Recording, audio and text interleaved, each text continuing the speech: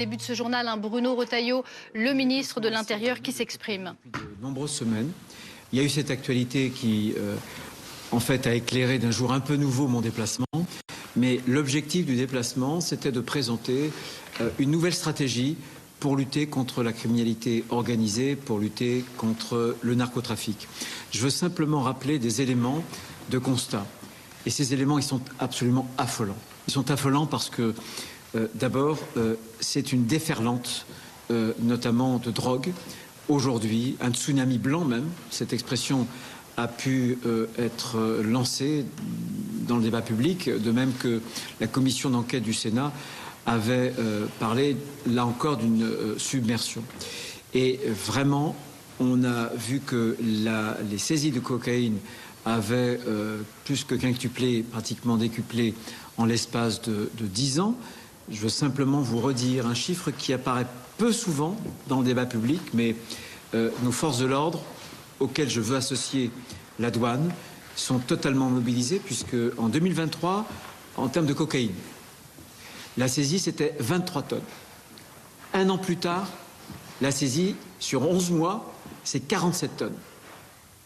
Or, le prix semble ne pas bouger, alors qu'on n'a plus que doublé les saisies.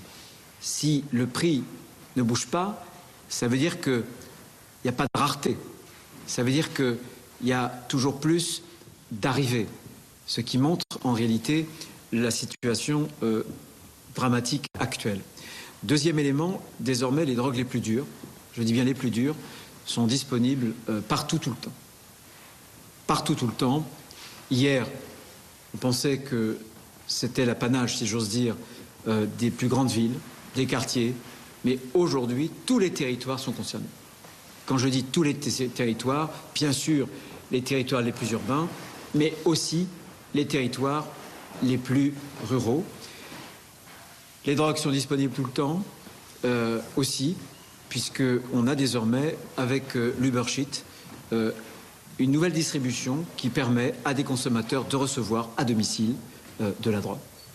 Donc ça, c'est un constat général. Ce constat général m'amène aussi à en faire un autre. Je vous l'ai indiqué ce matin, c'est que le narcotrafic, ce sont à la fois des enfants soldats et des enfants victimes.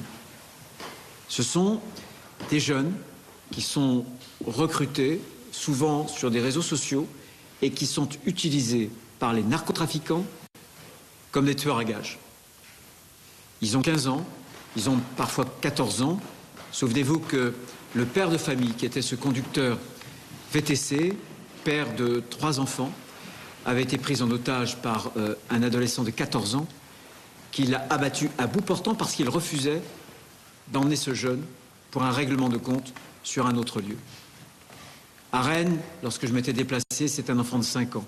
2 balles dans la tête, 2 balles dans la tête. Il était à côté de son père, qui était un trafiquant. Il y a eu un règlement de compte. Il a pris les 2 balles. À Marseille, ce jeune de 15 ans, lardé de 50 coups de couteau, et ils l'ont achevé en le brûlant vif.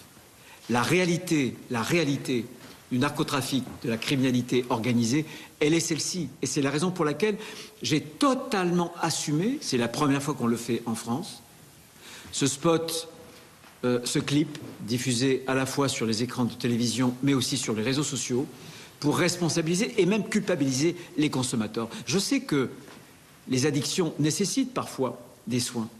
Mais ce que je sais aussi, par ailleurs, et je ne suis pas ministre de la Santé, je suis ministre de l'Intérieur, ce que je sais, c'est que s'il n'y avait pas de consommateurs, il n'y aurait pas de trafiquants, que s'il n'y avait pas de demande, il n'y aurait pas d'offres. Ce spot a été, par ailleurs, comme vous le savez, financé par l'argent de la drogue, par les saisies des biens confisqués des narcotrafiquants. Et dernier point de constat, c'est aujourd'hui une menace existentielle. C'est une menace existentielle, le narcotrafic, la criminalité organisée, parce qu'elle a atteint une telle puissance financière que désormais, elle est capable de corrompre.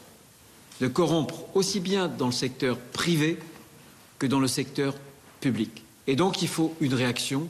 C'est ce que nous avons proposé avec les parlementaires et notamment avec la commission d'enquête du Sénat, que j'avais, quand j'étais président du groupe au Sénat, diligenter sur le droit de tirage que chaque groupe parlementaire a à chaque début de session. Et cette commission d'enquête a débouché. Elle était transpartisane. Les conclusions ont été adoptées à l'unanimité. Elle débouche sur un texte de loi, une proposition de loi qui a été votée par l'ensemble des sénateurs à l'unanimité. C'est si rare aujourd'hui, si rare alors que bien souvent le milieu politique est profondément divisé, mais les sénateurs ont été capables, je pense et j'en suis même sûr, de surmonter, de dépasser leurs divergences, leurs appartenances partisanes, et en quelque sorte, ils ont donné une première victoire à la République. Je suis certain, c'est ce que j'ai dit ce matin sur la place Saint-Bruno, que l'idée qui doit nous guider, c'est de faire du combat contre le narcotrafic et la criminalité organisée la même chose que ce que nous avons fait pour le combat contre le terrorisme, avec des résultats.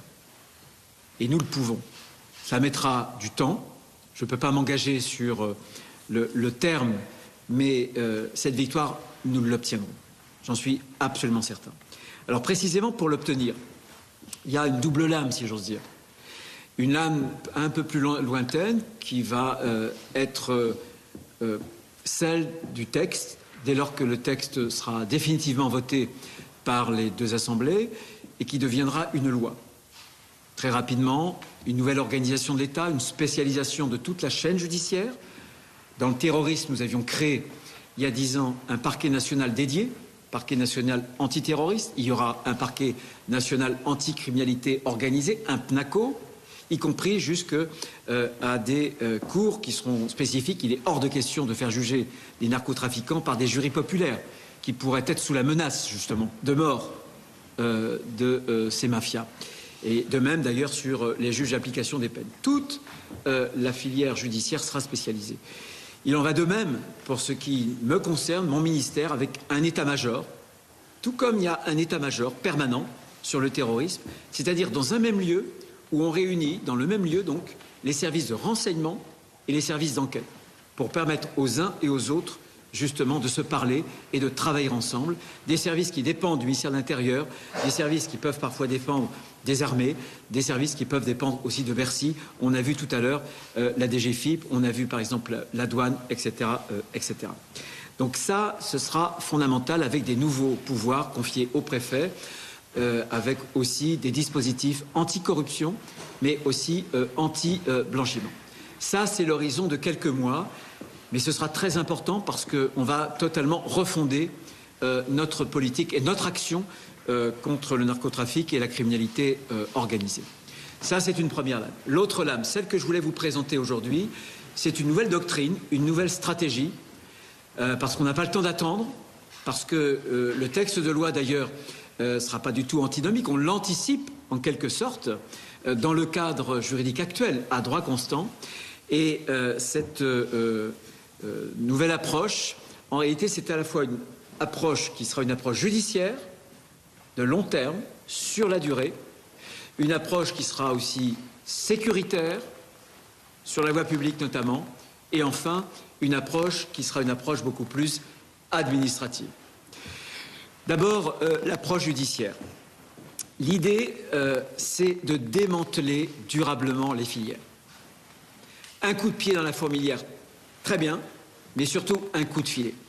L'idée, c'est d'avoir un travail en amont, notamment un travail de renseignement pour cibler les individus dangereux, pour connaître les filières et préparer entre les forces de sécurité intérieure, sous l'autorité d'ailleurs du judiciaire, la judiciarisation de ces individus qui, lorsqu'on déclenchera des actions, seront bien entendu interpellés pour être remis à la justice. Ça, c'est un travail dans la durée, mais vous voyez bien que c'est un travail qui nécessite beaucoup de renseignements, qui nécessite beaucoup de méticulosité, mais en fait, c'est ce qui nous permettra demain de démanteler durablement des filières.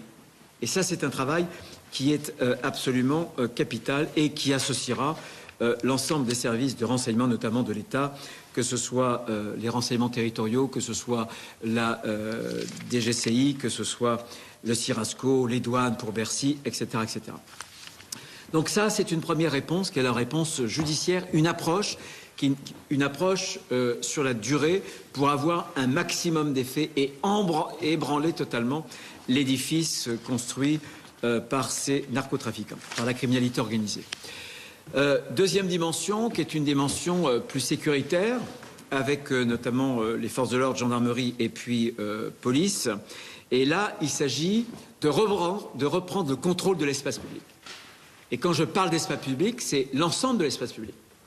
Bien sûr sur la voirie, bien sûr dans les transports, bien sûr par exemple dans les halls d'immeubles, mais aussi avec des fouilles dans les parties communes, des fouilles dans les caves, pour chercher de la drogue, pour chercher des produits de contrebande, des cigarettes de contrebande, pour chercher des armes. L'ensemble, alors sur réquisition bien sûr du parquet, on le fait dans ce cadre juridique particulier, chercher bien entendu aussi des munitions et des billets, mais on fera ce contrôle, on reprendra possession de façon implacable de l'ensemble de l'espace public, là encore voirie, les immeubles et bien sûr aussi tout ce qui concerne les transports en commun et les voitures, avec des fouilles et avec des contrôles routiers. On utilisera toutes les techniques, y compris les plus modernes, y compris les drones. On a eu ce matin une démonstration. Il ne faut pas s'en priver pour qu'on puisse lutter à armes égales avec la criminalité organisée. Sur cet aspect sécuritaire, à chaque fois, là encore, on essaiera de travailler et on fera ce travail entre la police. Donc, par exemple, dans une ville, on est en zone police et autour, on est en zone de gendarmerie. Et souvent, un certain nombre de délinquants près de la poutre d'Escampette et partent en zone de gendarmerie. Eh bien, quand on fera des opérations de police, on associera la police nationale, la gendarmerie nationale, qui tendra un certain nombre de pièges tout autour, une sorte d'encerclement pour faire des contrôles. Et là aussi, avec cette collaboration étroite entre les deux grandes forces de sécurité intérieure, pour maximiser nos chances et pour faire en sorte qu'on ait des résultats en matière d'interpellation. Donc cette coordination entre les services de renseignement, entre les services de sécurité, entre les services de sécurité et aussi le judiciaire, c'est la clé du succès. Et puis, je parlais d'une réponse judiciaire, une réponse sécuritaire, il y a la réponse administrative. Parce qu'on a des outils. On a des outils. Le texte voté au Sénat va nous donner de nouveaux outils, vous le savez, mais déjà, on a un certain nombre d'outils qu'on doit pouvoir mobiliser avec l'interministérialité. Voilà. Bien sûr, le ministère de l'Intérieur, la Justice, Bercy et bien d'autres. On a vu tout à l'heure, d'ailleurs, dans le contrôle des commerces, la direction des services vétérinaires.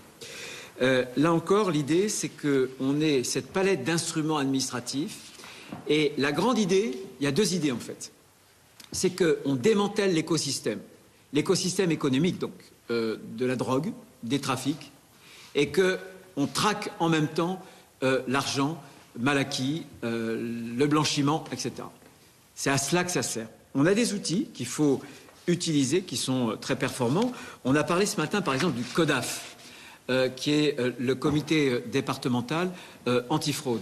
C'est grâce à une réunion du CODAF, les CODAF se réunissent en tant que de besoin, sous la double responsabilité, sous la double présidence de la préfète, enfin des préfets et des procureurs de la République. Et vous avez dans le tour de table de 5 à 10 services de l'État pour essayer vraiment de cribler, mais de passer à un tamis très très fin, notamment des commerces. On l'a vu tout à l'heure dans la place Saint-Bruno, il y a eu des CODAF qui ont été tenus. Le CODAF d'ailleurs, lorsque on s'est rencontrés tout à l'heure devant le bar associatif qui avait donné lieu au lancer de grenades, un CODAF récemment avait détecté des trafics. Et il y avait une procédure de fermeture de ce bar associatif. Ça sert à ça. Ce matin, on sait très très bien qu'autour de cette place Saint-Bruno, il y a des commerces qui peuvent être engagés dans le blanchiment.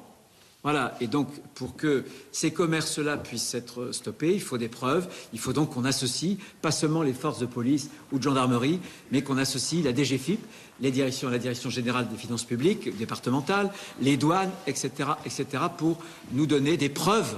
Et à partir des preuves, la préfecture peut fermer des commerces. On peut engager un certain nombre pistes de travail et de procédures, y compris d'ailleurs, et ça c'est très important, ce que nous ferons de plus en plus, des enquêtes patrimoniales pour voir si des biens qui sont mal acquis ne peuvent pas être dans un premier temps saisis et ensuite confisqués. Mais la confiscation, c'est l'aspect ensuite judiciaire. Donc c'est vraiment la destruction de ces écosystèmes passera par tous les instruments de l'État, y compris, je le dis, une large utilisation de la police des étrangers, parce qu'on sait parfaitement que dans un certain nombre de ces commerces, il y a du travail illicite, il y a du travail clandestin, il y a des filières. Et ce que je veux dire, c'est que dans les interpellations de la police, par exemple, dans l'espace sur lequel nous sommes allés ce matin, la place Saint-Bruno, 41% de ces interpellations de la délinquance concernent des étrangers. Donc c'est aussi la police des étrangers que nous allons mobiliser. C'est vraiment l'ensemble des instruments et de leviers qu'a l'État que nous allons mobiliser pour pouvoir avoir des résultats, parce que nous voulons déposséder les trafiquants de leur patrimoine, et ça je pense que c'est quelque chose de fondamental. Voilà ce que je voulais vous présenter. Vous voyez que c'est une stratégie intégrale, c'est une approche qui est globale. Il n'y a pas une mesure qui soit la panacée, il n'y a pas de miracle, mais si on avance de façon obstinée, très combative, mais très méthodique, en alignant tout ce dont l'espace, en tout cas toutes les armes dont l'État dispose, alors nous aurons des résultats. Et nous allons commencer. J'ai une vingtaine de villes qui sont les plus concernées, comme Grenoble et d'autres en France. Et cette méthode, nous allons l'appliquer partout en France. Elle donnera lieu à un certain nombre de moyens, y compris en termes de forces de sécurité, qui pourront être, je vous l'ai indiqué ce matin, il y a une vingtaine d'enquêteurs qui enquêtent sur le café associatif, 10 enquêteurs du cru d'ici, locaux, s'ajoutent d'autres enquêteurs de Lyon et des enquêteurs de notre unité centrale nationale. On a aussi un certain nombre d'offices centraux auprès de la gendarmerie nationale, auprès de la police nationale. C'est donc tout cet éventail de moyens que nous allons mobiliser avec un objectif et avec une priorité, c'est lutter contre la criminalité organisée.